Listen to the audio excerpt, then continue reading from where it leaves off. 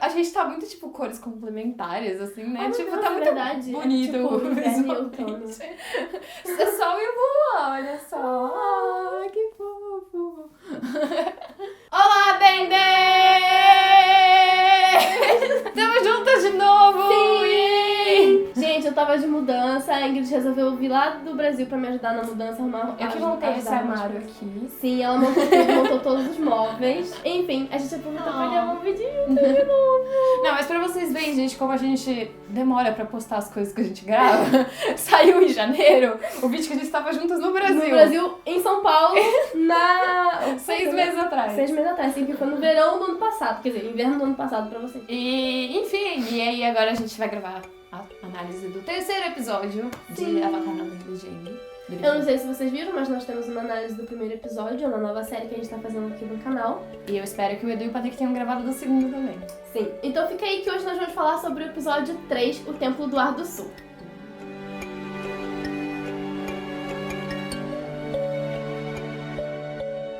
Então, no outro vídeo, coincidentemente, a gente falou que o tema das consequências da guerra ia ficar mais pra frente. Olha só, era pra esse vídeo. Eu juro que foi coincidência. Então a gente vai falar sobre as consequências da guerra e também sobre um outro tema muito importante desse episódio, que é a família. Mas antes a gente vai dar um pouquinho de contexto pra vocês lembrarem exatamente o que acontece nesse episódio. E só pra fazer um momento jabá por falar em guerra, a Ingrid fez um vídeo maravilhoso falando sobre quem vence a guerra que conta Sobre o a história. Edu. Então... Sim. Então os cards vão estar aqui em cima ou ali em cima. Eu não sei. Bem, nesse episódio, o Aang, o Sokka e a Katara estão a caminho do Templo do Ar do Sul, porque o Aang ele ainda não aceita muito bem o fato da Guerra dos 100 Anos estar acontecendo. Então ele ainda é aquele mesmo menino animado e super extrovertido, e ele realmente quer voltar pra casa dele, né, que é onde ele morava, no Templo do Ar do Sul, porque ele quer mostrar pros novos amigos dele como que é a família dele, como que são os outros nômades do ar e como que era o lugar onde ele morava. Ele ainda não tem uma noção ainda, não caiu a ficha ainda que teve uma guerra e que todos os nômades foram exterminados no genocídio da Nação do Fogo. A Katara e o Sokka, por outro lado, eles estão bem apreensivos, porque eles já estão mais inseridos nesse contexto da guerra, eles já viram muitas coisas ruins acontecer, inclusive com a vila deles. Sim. E então eles estão com muito medo de chegar lá e não ser exatamente o que o Aang tá esperando. Eles já estão esperando que não vá ter ninguém lá e que seja uma situação horrível. E a Katara até tenta avisar o Aang sobre isso, mas ele não dá muita atenção.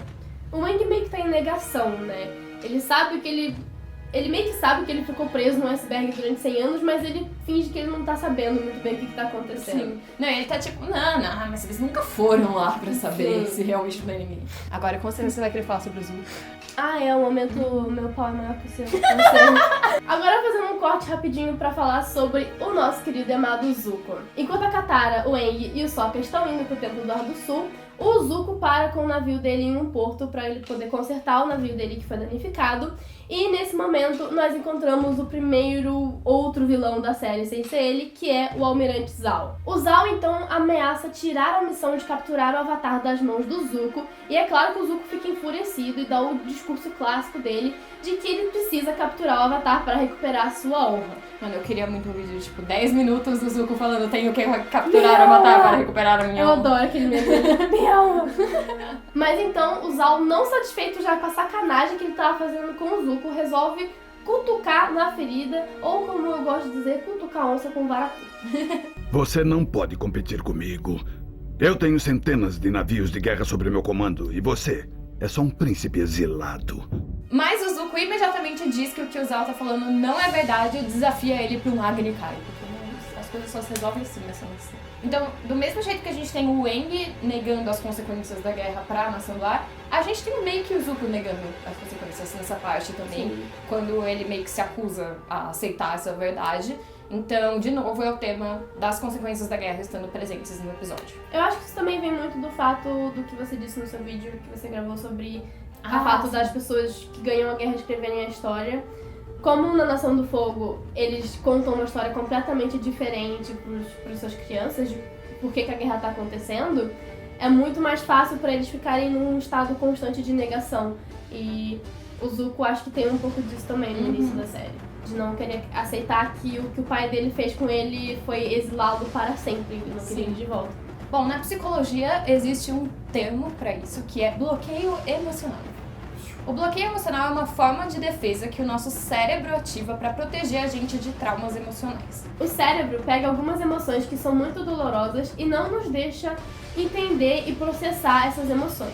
A mesma coisa acontece com situações e realidades dolorosas, como é o caso com o Zuko e com o Aang, que agem como se as coisas ruins que aconteceram com eles não fossem nada e acabam ignorando a verdade. Em um ambiente de guerra que muitas pessoas passam por situações traumáticas e dolorosas, é muito comum que isso aconteça. E se algum de vocês tiver mais interesse sobre esse tema, tem um link que vai estar aqui na descrição que explica melhor essa questão do bloqueio emocional. Agora voltando para a narrativa do Aang lá no templo, mesmo com a Katara tentando proteger o Aang dessa verdade que é muito dolorosa, o Aang acaba descobrindo os esqueletos dos soldados da Nação do Fogo e do monge Gyatso. E todo esse bloqueio que o Aang criou ao redor dele se desfaz, e ele não só desperta o estado avatar dele pra valer, como o espírito avatar dele acaba fazendo com que todas as estátuas de todos os templos se iluminem e acabem anunciando o retorno do avatar. Bom, essa parte é meio teoria da Sophie, que escreveu o vídeo, mas eu acho que é quase canon, porque tá muito real isso. Mas, tipo assim, pensem um pouco. O estado avatar é um estado que ele desperta geralmente quando o Aang ou os outros avatares estão numa situação de vida ou morte. E nesse momento ele desperta o estado avatar. Então pode ser que ele estivesse sofrendo tanto naquela situação e, tipo, por ter esse choque de realidade tão forte, que meio que o corpo dele entendeu que ele tava morrendo, de tanto que ele tava sofrendo. Sim. E por isso que ele ativou o estado avatar naquele momento. Ainda mais porque é uma experiência muito violenta em cima de um povo que é muito pacífico. Uhum. Então, pra ele isso deve ter sido um choque muito grande. Não, sério, imagina, tipo, você voltar pra casa e descobrir que todo mundo que você conhece morreu. Sim, todos os seus amigos morreram. Não morreram ontem, morreram há mais de 100 anos, Sim. Sabe? Quer dizer, mais não, há 100 anos, não é Sim. há mais de 100 anos, mas enfim, vocês entendem. Não, e ainda mais no caso do Aang, né, que ele se culpa por ter fugido Sim. e tudo mais, então é realmente bem pesado. Tanto que quando ele descobre que o Bumi tá vivo, ele fica super feliz, Sim. né? Porque é finalmente alguém que ele conhece, algum amigo dele, da época em que ele era pra ser criança, sabe? Sim. Uma outra coisa que chama muita atenção nessa cena do Aang encontrando esses esqueletos é a reação do Sokka. Ele é um garoto de 15 anos e a gente espera que ele ficaria chocado também com todo aquele horror da guerra, mas não, ele reage de uma forma muito calma. Ah, cara. Anda, Aang, vai dar tudo certo. Vamos embora daqui. Essa reação muito provavelmente vem do fato do Sokka já ter escutado muito sobre os horrores e a brutalidade da Nação do Fogo. Ele viveu a vida inteira dele sob um estado de guerra, ele nunca conheceu a paz. E ele já provavelmente viu com seus próprios olhos a Nação do Fogo sendo brutal. E obviamente ele também já sabia que todos os nômades do ar estavam extintos. É uma coisa que me lembra bastante Naruto também, né? Que Naruto tem muito isso de, tipo, os personagens têm 12 anos no Naruto clássico e eles lidam com as coisas ali de um jeito, tipo, não calmo, mas assim, de um jeito sério, porque eles já estão envolvidos nesse mundo de ninjas, guerras e mortes e tudo. O que é uma coisa que é muito realidade, né? Tipo, países que estão em guerra, as crianças não têm infância. A vida delas é tentar sobreviver, então... Não, sem contar que, tipo, teve guerras que teve meninos menores de 18 anos indo pro exército, porque não tinha mais maiores de 18 anos pra mandar, sabe? E no caso, as meninas que eram menores de 18 anos acabavam trabalhando em casa, ajudando Ou a mesmo na família, fábrica, assim. em fábricas e tudo mais. Então, eu acho que é uma questão muito interessante como que essas crianças perdem a sua infância por causa da guerra. Mas também é nessa cena que o Sokka mostra um lado mais protetor dele. E a gente vê que por mais que a Katara seja conhecida como a mãezona do grupo, ele também tem esse lado, eu ia falar paternal, mas parental no geral, né? Tipo, de ser uma pessoa adulta ali da família. Provavelmente também porque, né, tipo, ele praticamente criou a Katara sozinho por muito tempo ali na vila. E ele também é o único homem da vila dele. Então, homem, tipo, com idade, os outros homens são só crianças muito pequenas pra entender o que tá acontecendo. Então eu acho que ele tem essa responsabilidade, ele sente que ele tem essa responsabilidade no geral também, de cuidar das outras pessoas, apesar do início ele não ser muito bom, assim. Então quando o Aang entra nesse estado avatar descontrolado, e eu não sei se vocês se lembram, mas ele demora bastante tempo pra controlar o estado avatar dele, a Katara consegue tirar ele e acalmar ele desse estado avatar, dizendo pra ele que ela entende o que ele tá passando, ela entende essa dor porque ela mesma já passou por essa dor. E que ele não tá sozinho. Agora ela e o Sokka são a família dele. Ai, gente, que vídeo triste! E isso também é uma questão das consequências da guerra, porque numa guerra isso acontece, as pessoas perdem parentes, as pessoas perdem amigos, e aí esse sentimento de solidão e de perda, ele acaba afetando todo mundo, independente da idade, do sexo, de onde a pessoa mora. Em situações reais, falar sobre isso geralmente costuma ajudar essas pessoas, inclusive é por isso que tem muitos grupos de discussão, de tipo, pessoa, por exemplo, nos Estados Unidos tem muito, tipo, de homens que voltaram da guerra do Afeganistão. E aí eles se encontram pra falar das coisas, porque colocar pra fora é uma coisa que ajuda a superar. Inclusive em Endgame tinha o grupinho lá do Capitão América. E é exatamente isso que o Aang precisava ouvir naquele momento, que ele ainda tinha uma família, que ele ainda tinha amigos, que eram essas duas novas pessoas que ele conheceu agora, o Sokka e a Katara.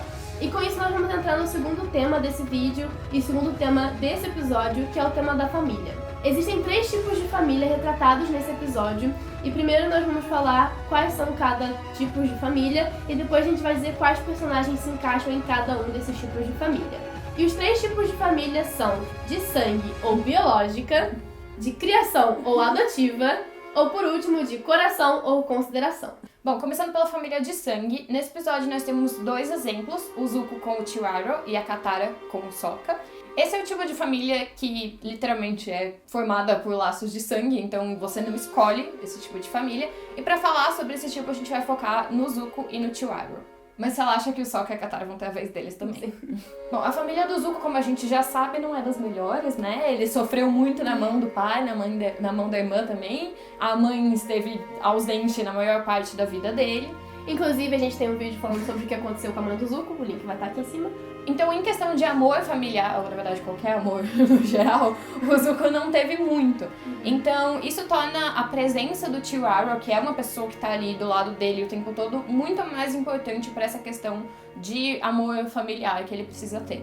Por mais que o Zuko grite, xingue, brigue e tudo mais, ele leva em consideração os conselhos do Chihiro, ele escuta ele, mesmo que de má vontade, muitas vezes. O Zuko é um adolescente rebelde, né, gente? É um adolescente sendo um adolescente, só que muito na guerra. Mais triste, porque ele foi exilado pelo pai, foi queimado pelo pai, não tem a mãe. Coitado, tem motivo pra ter raiva, né? Sim. Desculpe, mas nós temos que ir. Príncipe Zuko, tenha respeito pelo comandante Zhao. Ficaremos honrados em acompanhá-lo. A única outra pessoa do desenho que consegue fazer o Zuko obedecer ordens é o Ozai, e ele faz isso pelo medo, então não é muito legal. O que é totalmente diferente da relação dele com o Chihiro, porque o Zuko ele respeita e confia no Chihiro, 2 palavras que são muito importantes para ter um relacionamento familiar saudável. O próximo tipo de família que aparece nesse episódio é a família de criação. E a representação que nós temos desse tipo de família é o Aang e os nômades do ar. Os nômades do ar acreditam que as crianças devem ser criadas pela comunidade em geral, por todos os nômades do ar. Então eles aboliram essa forma de criação das crianças, né, da comunidade deles, somente pelos pais, essa ligação de sangue. Então as crianças, né, da comunidade dos nômades do ar, elas são criadas realmente em comunidade por todos os nômades. Tanto que a gente não sabe oficialmente quem são os pais do Aang, a gente tem teoria sobre isso, que vai estar aqui nos cards, mas no papel a gente não sabe quem são. E oficialmente nós não sabemos, justamente porque na filosofia deles não é isso que importa, o que importa é a comunidade em si. Porém, isso não significa que a ideia de uma família próxima não exista. E é isso que nós podemos ver entre a relação do Aang com o monge Gyatso.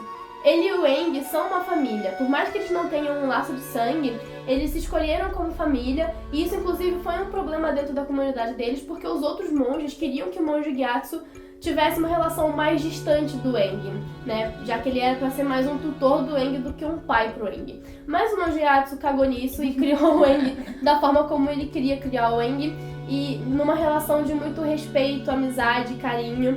Então ele ensinou muitas coisas pro Aang e eles se tornaram uma família tão forte quanto se fosse um laço sanguíneo, ou até mais forte, né? Já que no caso do Zuko, o laço sanguíneo não significa nada. Bom, e por fim, a família de coração é a única que é realmente 100% escolha nossa, e geralmente costumam ter as famílias mais diversas nesse tipo de relação. São pessoas que escolheram se tornar uma família por causa do vínculo muito forte entre elas. Bom, eu imagino que vocês já tenham imaginado a gente falar aqui, e sim, é da gang. É da gang, gente. O Aang, a Katara, o Sokka e também o Appa e o Momo. Porque pets também são família, gente. Mãe de pet, pai de pet. Oh meu Deus, eu falei isso, eu nem tinha lido! Deu justamente sofrendo por ter perdido a família de criação dele, a Katara vai lá, conforta ele e mostra que eles também são uma família, que é uma família do coração.